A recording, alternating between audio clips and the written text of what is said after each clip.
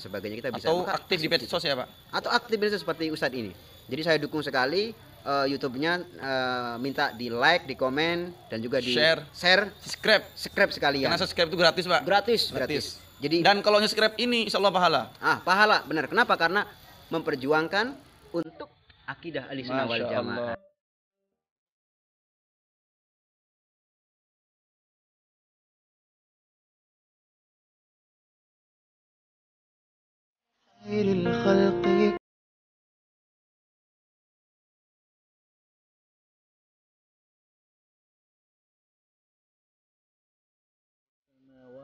Allah.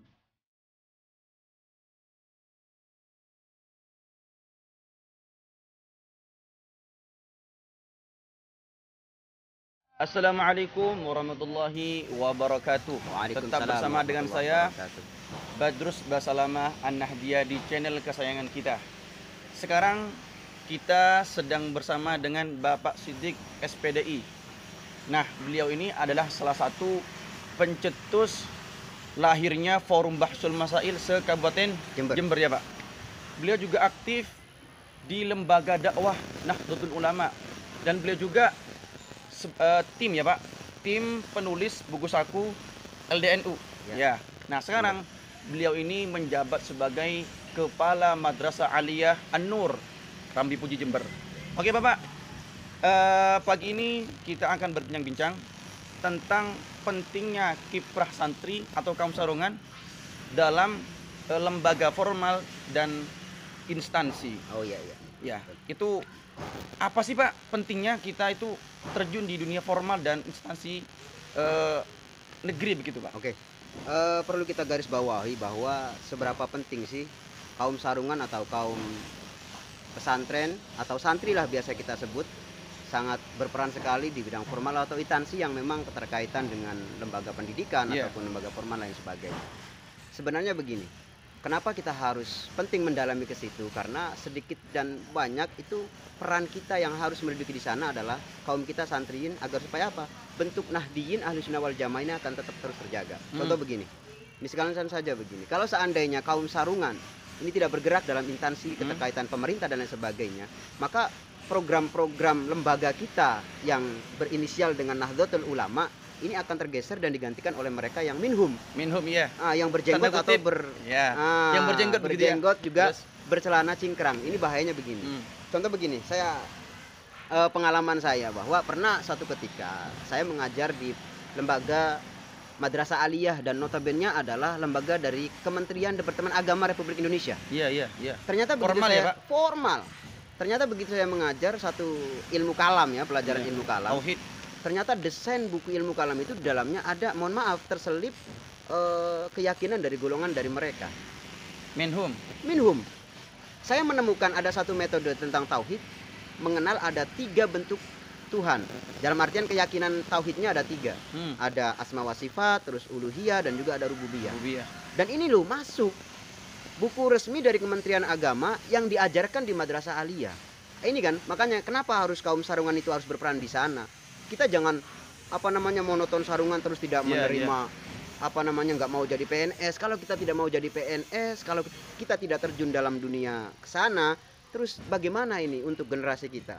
Ini satu bentuk bukti yang konkret saja. Oke, Bapak menarik sekali. Ya, betul. Tadi Bapak menjelaskan tentang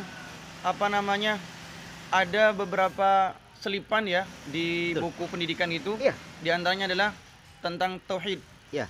Ideologi. Yang membahas tentang tauhid uluhiyah, rububiyah, dan asma wa sifat. Emang itu apa sih Pak? Saya kok kurang paham gitu. Apa ini? Sebenarnya produk semacam itu kan bukan produk dari Ahlussunnah wal Jamaah ala Nahdlatul Ulama. Kenapa? Karena kita mengenal bahwa ketauhidan Allah itu satu. Tapi mohon maaf, menurut golongan minhum mereka itu ada keesaan Allah itu dilihat dari uluhiyahnya, ketuhanannya, rububiyahnya, dan juga asma wa sifat.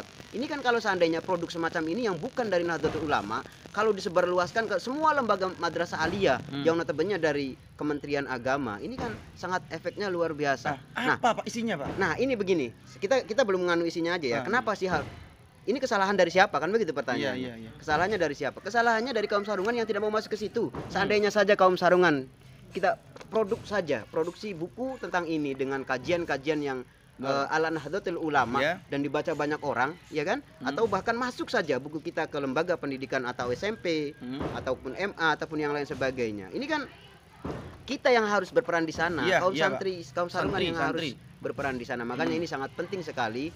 Saya paling nggak suka kalau seandainya ada kaum sarungan terus tidak mau pakai celana lah, tidak mau pakai dasi lah, itu saya paling nggak suka. Kenapa? Itu sebuah gini loh, kalau prinsip saya, bolehlah prinsip kita sarungan, jiwa kita sarungan santri, tapi untuk ke jenjang yang lebih untuk dakwahnya kita harus terjun ke sana. Masuk, Pak. Harus masuk agar ke sana. Tidak diisi orang.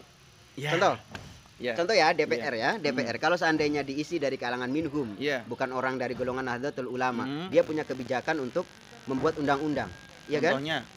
Ya, saya belum tahu contoh yang real yang istilahnya membela kalangan dari minhum ya, tidak betul. Tapi kalau seandainya di situ di DPR kita ada kaum santri, ini kan mesti membela bagaimana kepentingan Nahdlatul Ulama terutamanya di negara kita ini sebagai. Oke, Bapak, saya potong dulu. Ya.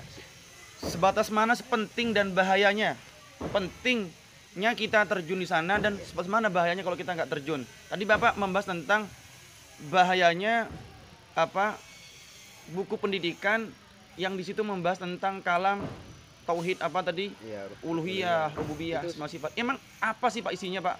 Kok kayak bahaya banget gitu, Pak? Itu sebenarnya saya cuma memberikan satu sedikit contoh saja. Dan pada hakikatnya banyak kok. Kita lihat saja di lembaga Madrasah Aliyah, di pelajaran fikih yang dari Kemenag itu banyak mengungkapkan khilafah loh. Khilafah, ya walaupun tidak secara langsung ya, tidak secara langsung bahwa di Indonesia adalah negara khilafah, tidak, tapi di situ ada gambaran khilafah itu seperti apa. Itu kan sangat bahaya. Sangat bahaya sekali. Bertentangan dengan Pancasila, Pak. Ini murni bukan kesalahan siapa-siapa, tapi sedikit juga adalah kesalahan dari kaum santri, kaum sarungan yang tidak mau masuk. Seandainya ada kaum santri yang membuat buku untuk masuk ke lembaga-lembaga formal, ini kan lebih baik. Oke, Bapak Siddiq, melihat betapa pentingnya kiprah kita di dunia formal dan instansi, apa sih Pak langkah-langkah kita para santri kaum sarungan agar bisa terjun dan aktif di sana, Pak? Oke. Ngapain kita, Pak? Ya. Ini juga termasuk pesan saya sebenarnya. Jadi gini, karena memang sangat pentingnya kaum santri untuk masuk ke lembaga-lembaga yang atau substansi yang memang instansi yang mendukung perjuangan Nahdlatul Ulama di Indonesia. Itu yang pertama adalah kita tidak boleh anti terhadap pendidikan formal. Yang pertama, artinya kita tidak tidak anti sekali, tidak mau pakai celana lah, tidak mau pakai dasi lah, tidak. Tapi kita juga harus mendalami mereka. Kenapa? Karena kita bisa memperoleh sesuatu dari apa yang kita tuju, harus dengan syarat untuk terjun ke situ. Contoh begini, kalau seandainya seumpama kita mau masuk ke DPR, tidak mungkin kalau seandainya kita tidak melalui jenjang pendidikan. Kalau cuma madrasah diniyah nggak bisa, Pak? Iya, jadi selain kita pendalaman madrasah diniyah yang sangat luar biasa, nilai plus kita adalah di lembaga formal kita dapat titel minimal magister lah dan lain sebagainya. Itu yang pertama. Jadi harus masuk ke lembaga itu. Yang kedua, berperan aktif. Maksudnya berperan aktif itu gini, kalau seandainya kita mau merubah pola pemikiran masyarakat kepada kenahdiyan, kepada Nahdlatul Ulama memperjuangkan benar, maka kita harus totalitas di situ. Contoh, kalau seandainya kita ditempatkan di lembaga Nahdlatul Ulama, maka kita harus berjuang di situ.